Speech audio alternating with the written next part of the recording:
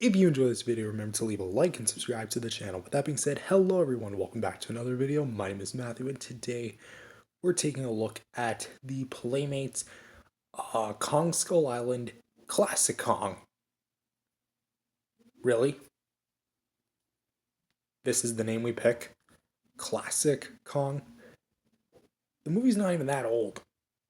So a few years ago, if anyone doesn't know what I'm talking about, basically when they were making the first batch of Godzilla and Kong figures that were not from the MonsterVerse, except from this guy, they called it Godzilla and Kong. But then they decided to change the name of it to Toho series. Except we have a bit of a dilemma, because they would later make a new Kong Skull Island figure, and then they would call it Ferocious Kong with helicopter and chain propeller or something like that. Boat propeller or something. But we already have a Kong Skull Island 6-inch figure. So what are they going to call this one? Because it can't be Toho. Well, they decided to make their own one figure, or two technically figures if you count the 11-inch, line of Kong Skull Island toys, and just call this one the Classic Kong, which doesn't really make sense because it's 2017. Sure, it's old, that's like, as of this recording, 8 years old, because the movie turns 8 in like 2 months' time. Less than 2 months' time, actually. But, come on. Classic Kong, really? Why not just merge it with your new line, call it Basic Kong? Whatever. Name dilemma aside, this was the first MonsterVerse Kong that they've ever made, specifically this version. And this one is the reissue. So today, I thought, why don't we take a look at the Classic Kong, as I'm going to call it from now on, just to differentiate with the new one that I'm going to be getting soon, hopefully. So with that being said, let's go ahead and take a look at this guy. Also, I hope you appreciate the new review format, because I feel like reviewing it on a table, it's probably a lot more hectic. Plus this, I don't know, it just feels a little bit better. I mean, I'm probably going to return to the table format, but who knows. So for starters, here we have the original Kong Skull Island figure, which, as you can see, for the head, we have a kind of like a gray spray, very darkened gray spray with some variations of dark and light, because here we have the face, which is a bit lighter, and then for the eyes, we actually have some pretty decently painted eyes. Mine's on the lower end here, but it looks alright. Got a smidge of brown paint showing through, but that's okay.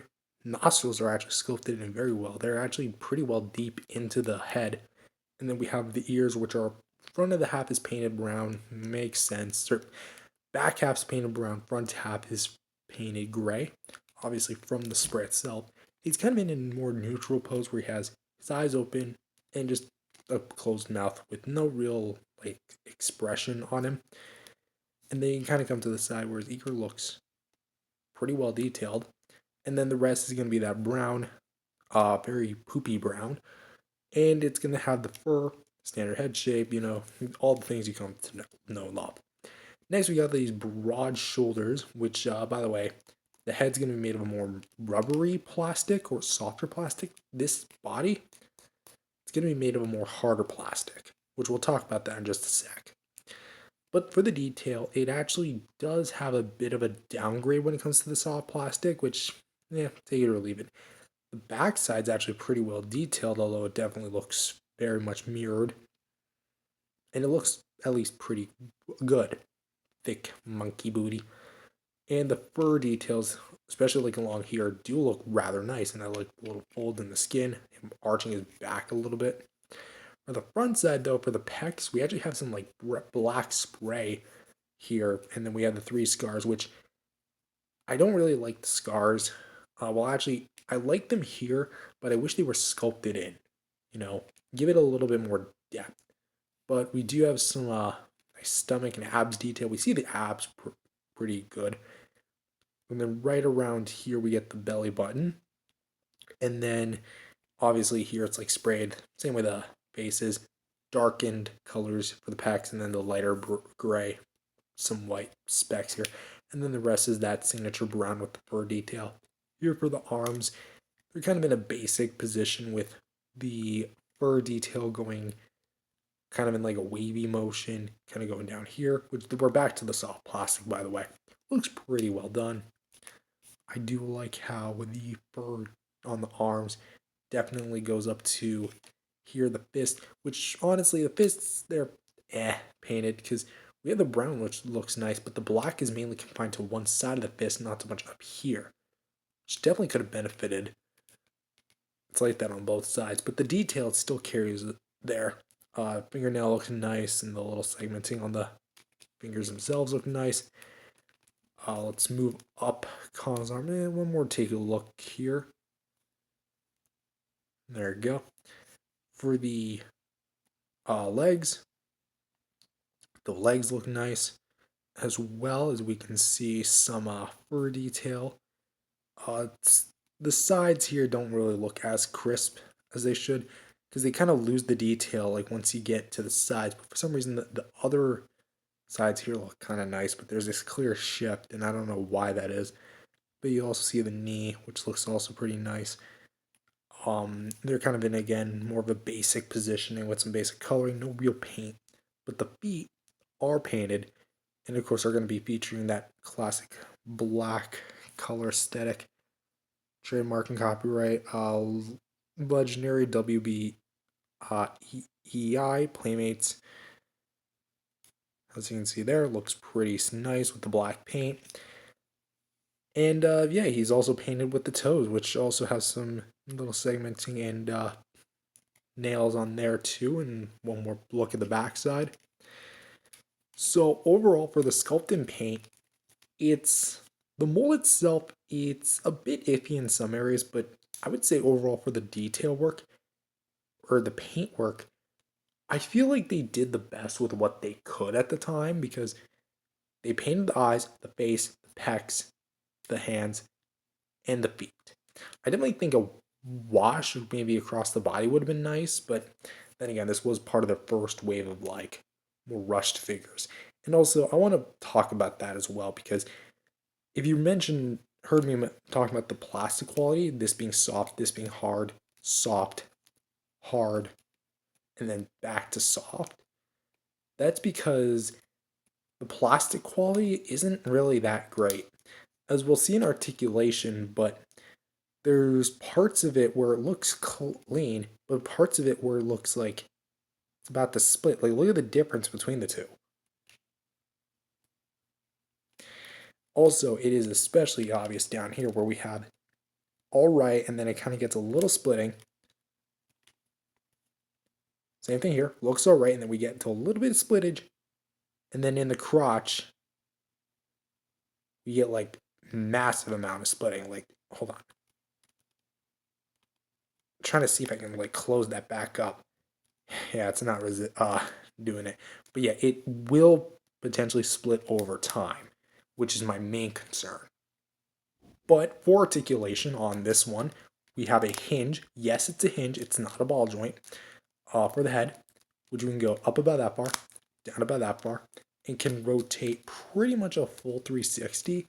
So you get all ball joint-esque movement, but there's no like head tilt or anything. Like, trust me, this is I mean, there's this, but that's what a hinge can do as well. Swivel hinge.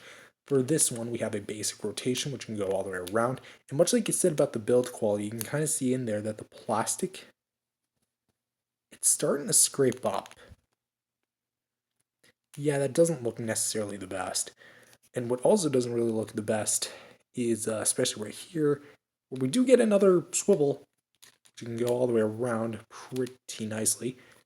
But that plastic, ugh. And also the worst offender, the legs, which we can rotate pretty much forward about that far, backwards about that far. We can't go all the way around. Same with this one. Right there, there. But as you can see, really? And the feet can rotate all the way around. So even though there are obviously where were once cuts in the arm here and here. Trust me, there are nothing there. So overall, it's not bad in the articulation department. It's just mainly the plastic quality that bogs it down. And next, I want to talk about the reissue because, um, aside from the color, there's really not much differences. For the head, the eyes will remain the same, but it's going to be lighter gray on a darker brown, and that's going to be the theme here. Um, the paint quality is a bit iffy because you have the eye, which is to the side there, and then you have like the little speck. I'm gonna try and see if I can get that on film for y'all here. No, I think that's as best I. No, there we go. There's a speck somewhere. There we go. There we go. There it is. Picking up. It's like right at the tip of my finger. Kind of see, but everything else is pretty much the same. Same details, same mold. The pecs look a lot fresher this go around, being a lot more painted there. And the spray is a little bit more out of control, but that's okay. Paint is more confined again to like the base of the palms rather than on the fingers here, which was definitely a bit of a drop ball there. But the toes, in my opinion, look a lot better here than just the black. I think the gray just works a lot better than the black, personally. And what also is an improvement is going to be the plastic quality because unlike the original, this one is not splitting. Crisp lines for days, baby. So if there's one positive I have to say, it's that this guy was definitely an improvement as far as paint quality goes, so plastic quality goes. So first, in brief size comparisons, here they are next to the giant Kong Skull Island, or I guess classic Kong. I can't fit it all in the frame, but it's basically the original version of this, the original version that was co-released with this guy. And I did see the reissue version of this guy with the updated paint, especially around the mouth, but I opted not to pick it up because I already had this, and yeah. And here he is, or here they are, next to the GVK Kong Battle Axe. And oddly enough, he's still shorter than either of them, but the quality is just a lot better. Here they are with the NECA King Kong 1933 inspired, the Mezco King Kong of Skull Island, no, not Kong Skull Island, King Kong of Skull Island, and last but not least, the Bandai America King Ghidorah 2001, which will be the next review in line. And so overall, what do I think of these two? I think that these two are pretty cool. Granted, they're really outdated and have this guy definitely has grown to one of my more least favorite Playmates figures, but that's not to say that they're bad. Sure, the plastic quality is quite iffy, but the articulation is at least solid, minus the leg restrictions. And I think the head hinge is pretty awesome. And I wish we got more of that with the later Playmates figures, but sadly, the only one to include in the more recent line is Shimo. But that said, I definitely will. Do I recommend these? Only if you really want to look back upon the first wave. If you don't, you have no reason to get these. But with that said, let's go ahead and do our ratings. For sculpt and paint for him, the sculpt is good, a little mellow in some areas. Paint could be a bit better. I'm gonna give, I would say a 7.5 is, let's actually talk that down to a 7. 7 seems fine. 7.5, actually we'll go 8. We'll go 8 for you, 7 for him. And as for articulation, it's plus 7 for him, 7 for him. And overall, I honestly have to say it's a 7 out of 10 for him, a 7.5 for him. But with that said, make sure to leave a like and subscribe to the channel. Thank you for watching, and I'll see you guys next time. Peace out, everyone.